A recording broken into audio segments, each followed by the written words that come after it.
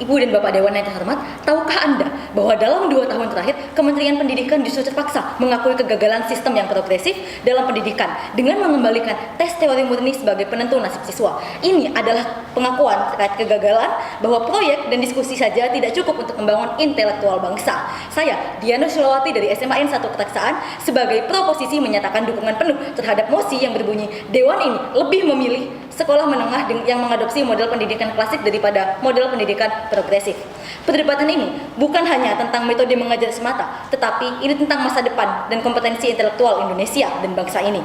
Tentang pilihan antara membangun generasi yang percaya diri namun lemah secara pengetahuan atau generasi yang lebih disiplin, terstruktur, dan siap untuk bersaing di kancah global. Dewan yang terhormat, pilihan kami jelas di sini. Fondasi kokoh harus didahulukan sebelum membangun menara kreativitas. Satu klasifikasi utama dari saya adalah pandangan terhadap pendidikan klasik dan pendidikan progresif. Pendidikan klasik yang bergantung pada kegiatan belajar mengajar terstruktur yang dipimpin oleh guru dan diskusi atau latihan yang minimal didorong oleh siswa. Adapun mata pelajarannya merupakan unit-unit terpisah dan diuraikan serta diajarkan dengan jelas, terutama melalui buku tes.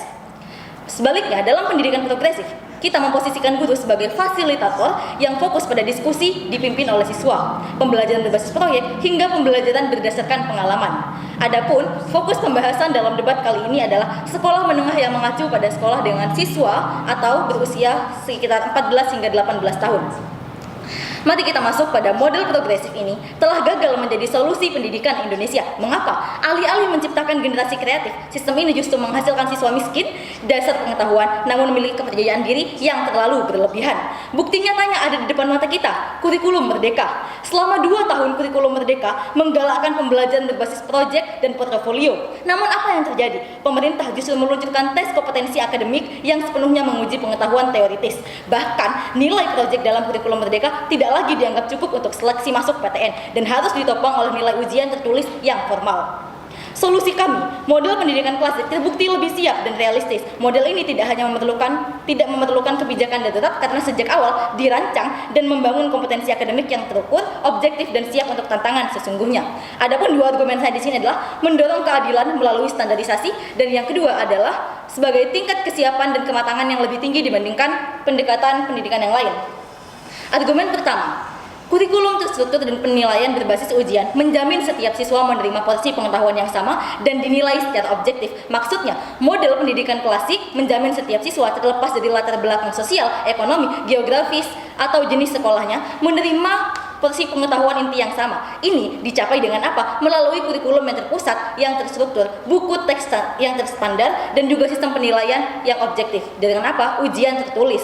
Kita bandingkan siswa di daerah terpencil dan di kota besar sama-sama mendapatkan materi yang sama dari standarisasi Kemendikbud. Maka dari itu ketika mereka melakukan ujian tulis, maka yang dinilai adalah hal yang sama, bukan karena perbedaan-perbedaan lagi. Sehingga ini akan menciptakan keadilan melalui standarisasi.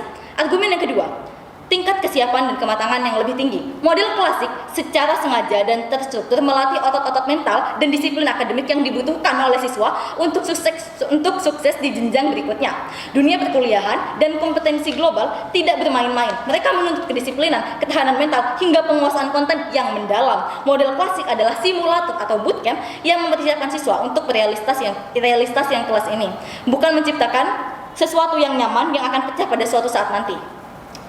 Adapun dengan hal ini, kita lihat dalam kesiapan sistem perkuliahan. Dunia dalam perkuliahan didominasi oleh adanya ceramah berjam-jam, menyampaikan materi dan sebagainya. Dengan ini, mahasiswa diharapkan mampu mencatat, menyimak, bahkan belajar mandiri dengan buku teks yang tebal.